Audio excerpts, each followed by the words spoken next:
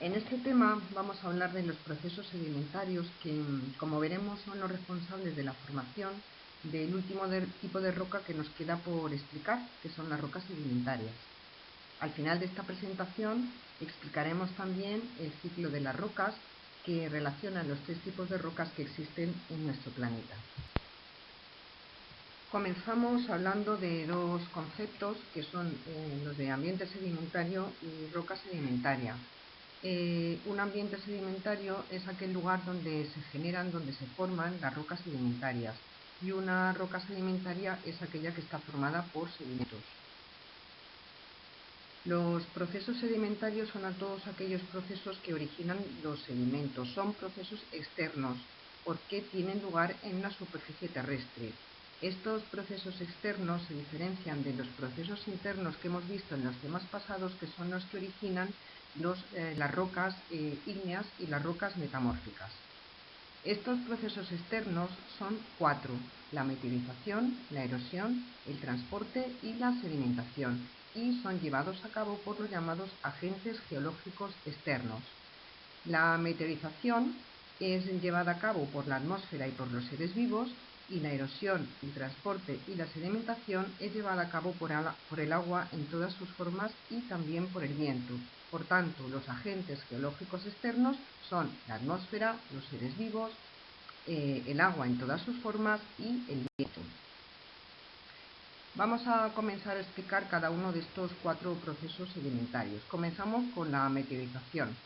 La meteorización se define como el proceso mediante el cual se rompe, es decir, se fractura o se altera una roca.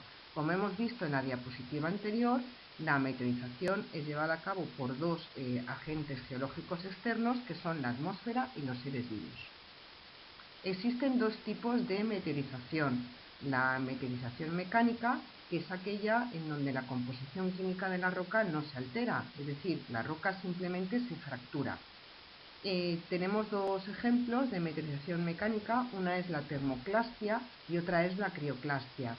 La termoclastia es aquella meteorización mecánica que se produce por sucesivas dilataciones y contracciones de las rocas, que es típica de las regiones desérticas, en donde las oscilaciones térmicas a lo largo del día son muy bruscas. Otro tipo de meteorización mecánica es la crioclastia, que se produce cuando el agua, al congelarse, aumenta de volumen. Al aumentar de volumen, este agua lo que origina o produce es un efecto cuña, que va agrandando las grietas que existen en las rocas. Al agrandarse estas grietas, las rocas terminan por partirse. La crioclastia es frecuente en las altas montañas. La meteorización química es aquella en donde la composición química de la roca sí se altera. Como ejemplos tenemos la disolución, la oxidación y la carbonatación. En las fotografías de la derecha tenemos arriba un ejemplo típico de la meteorización mecánica, en donde la composición química de la roca, ya hemos dicho que no se altera, simplemente la roca se fractura. Y en la fotografía de la parte inferior derecha tenemos un ejemplo de meteorización química, que es la oxidación de todos aquellos minerales que tienen hierro. Continuamos con la erosión. La erosión es el proceso mediante el cual los materiales previamente meteorizados son movilizados. ¿Y qué significa que son movilizados? Que se separan de la roca, es decir, se despegan.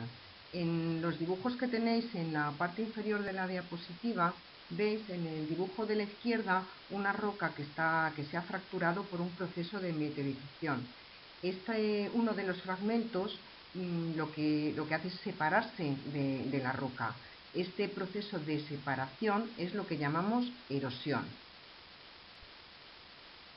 El transporte es el proceso mediante el cual los materiales que han sido meteorizados y erosionados se trasladan desde la roca original hasta otros lugares. La sedimentación es el proceso por el cual estos materiales que están siendo transportados se depositan en un lugar. La sedimentación tiene lugar cuando el agente que está transportando, por ejemplo el agua o el viento, pierde fuerza. Como ya no los puede transportar, lo que hace es depositarlos. Los lugares en donde los agentes geológicos externos depositan los sedimentos reciben el nombre de cuencas sedimentarias y estos materiales depositados reciben el nombre de sedimentos. Ya hemos visto cómo a través de los procesos geológicos externos o procesos sedimentarios se obtienen sedimentos, es decir, materiales sueltos que proceden de las rocas que están en la superficie terrestre. Ahora vamos a explicar cómo estos sedimentos, insisto, que son materiales sueltos, se transforman en rocas sedimentarias. Este proceso de transformación de los sedimentos en una roca sedimentaria recibe el nombre de diagénesis o litificación. La diagénesis se produce en unas condiciones de baja presión y baja temperatura, es decir, la presión tiene que ser inferior a 2 kilobares y la temperatura tiene que ser inferior a 150 grados. Son precisamente las condiciones de temperatura y presión que se encuentran en la superficie terrestre. ¿Cómo se transforman los sedimentos en rocas sedimentarias? Estas transformaciones ocurren gracias a los procesos diagenéticos, es decir, a los procesos que tienen lugar durante la diagénesis. Existen varios procesos diagenéticos, pero nosotros solamente vamos a explicar tres, que son la compactación, la cementación y la formación de nuevos minerales. Mediante la compactación, lo que se produce es la disminución del tamaño de los espacios que hay entre los sedimentos. Esta compactación es debida al peso de los materiales que hay por encima. Para que me entendáis, es como una especie de efecto de apisonamiento. La cementación consiste en que los espacios que quedan entre los sedimentos se rellenan con sustancias que están disueltas en el agua y de esta manera van desapareciendo estos espacios. Y el último proceso diagenético es la formación de nuevos minerales. Ya hemos visto cómo se forman las rocas sedimentarias. Vamos a explicar ahora cómo se clasifican. Las rocas sedimentarias se clasifican en tres grandes grupos, que son las detríticas, las químicas y las organógenas. Y a su vez, dentro de las rocas sedimentarias químicas hacemos dos subgrupos, que son las carbonatadas y las evaporíticas. Las rocas detríticas son aquellas que se forman a partir de fragmentos de otras rocas. Estos fragmentos reciben el nombre de clastos, que se unen por una matriz o cemento. Las rocas sedimentarias detríticas se clasifican en función del tamaño de los clastos en tres grandes grupos, que son las ruditas o conglomerados, las areniscas y las lutitas. Las ruditas o conglomerados tienen clastos con un tamaño superior a 2 milímetros. Estos clastos reciben el nombre de gravas. Los clastos pueden ser redondeados o pueden ser angulosos. Si los clastos son angulosos, el conglomerado recibe el nombre de brecha. En esta imagen de la derecha, de la fotografía, tenéis un conglomerado en donde se puede apreciar claramente los clastos, que son los fragmentos más grandes que veis, y de un color un poco más clarito. Entre estos clastos veis un material un poco más oscuro, que eso es lo que haría lo que sería el cemento, la matriz, que es lo que realmente está uniendo los clastos. El otro grupo de rocas detríticas son las areniscas. En las areniscas el tamaño de los clastos varía entre 2 a 1 partido por 16 milímetros. Los clastos de este tamaño reciben el nombre de arenas. Y por último tenemos las lutitas, en donde los clastos tienen un tamaño inferior a 1 partido de 16 milímetros. Las lutitas son a su vez de dos tipos: las limonitas, cuyos clastos son del tamaño del limo, y las arcillitas son aquellas en donde los clastos son del tamaño de la arcilla. Para no complicaros mucho, simplemente os diré que los clastos de las arcillitas o arcillitas son menores que los de las limonitas. Las rocas químicas son las que están formadas por precipitación de sales que estaban disueltas en el agua. Algunas veces hay rocas químicas que tienen restos de seres vivos, pero estos restos tienen que ser siempre de naturaleza inorgánica, por ejemplo, conchas.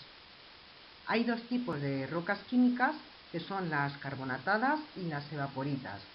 Las rocas carbonatadas típicas son la caliza y la dolomía, y las rocas evaporíticas son aquellas que no tienen naturaleza carbonatada, y hay dos ejemplos clásicos, que son el yeso y la lita. Para que sepáis, la lita es la sal común. Las rocas organógenas están originadas a partir de restos de seres vivos, restos orgánicos, es decir, a partir de vegetales y de plancton. Si os acordáis de otros años, el plancton son seres vivos microscópicos que viven en el agua. Hay dos tipos de rocas organógenas, que son los carbones y el petróleo. Los carbones tienen un origen vegetal. Los carbones se forman en zonas pantanosas, y hay cuatro tipos de carbones, que son la turba, el lignito, la hulla y la antracita. La diferencia entre estos carbones es el contenido en carbono. La turba tiene menos contenido en carbono y la antracita es el carbón que más contenido en carbono tiene. Y luego el petróleo tiene un origen planctónico, es decir, se forma a partir de plancton, siempre en ambiente marino. Terminamos con el ciclo de las rocas, que representa las transformaciones de unas rocas en otras. Es decir, en este ciclo vamos a ver cómo se relacionan las rocas que existen en nuestro planeta.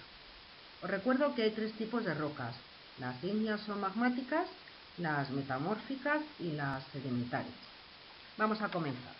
Cualquier roca que esté en la superficie terrestre, independientemente de cuál sea, está sometida a los procesos geológicos externos. Por tanto, por meteorización, erosión, transporte y sedimentación, se obtienen sedimentos de rocas magmáticas, de rocas metamórficas o de rocas sedimentarias. Estos sedimentos, por diagénesis o litificación, se transforman en roca sedimentaria en la superficie terrestre. Por otra parte, las rocas sedimentarias, a medida que se van hundiendo en la corteza terrestre, se ven sometidas a mayores presiones y temperaturas, por lo que sufren metamorfismo, transformándose así en rocas metamórficas. A veces, una roca sedimentaria puede llegar a fundirse. Por ejemplo, ante la llegada de magma a un lugar de la corteza, la temperatura puede elevarse tanto que provoque su fusión. Como la roca sedimentaria se ha fundido, se ha transformado en magma. Pero el magma no solamente tiene su origen en la fusión de las rocas sedimentarias, sino también en la fusión de las rocas metamórficas o en la fusión de las rocas magmáticas, cuando se someten a las condiciones que ya vimos en el tema del magmatismo, es decir, un aumento de temperatura, una disminución de la presión o la presencia de fluidos. Cuando este magma se enfría, se forma una roca magmática. Os recuerdo que este proceso se llama solidificación o consolidación magmática. Y por último, como veis en la imagen, cualquier roca se puede transformar en una roca metamórfica por metamorfismo. Esto ya lo vimos en el tema anterior. Una roca sedimentaria, una roca magmática o incluso una roca metamórfica experimenta metamorfismo si se dan las condiciones necesarias.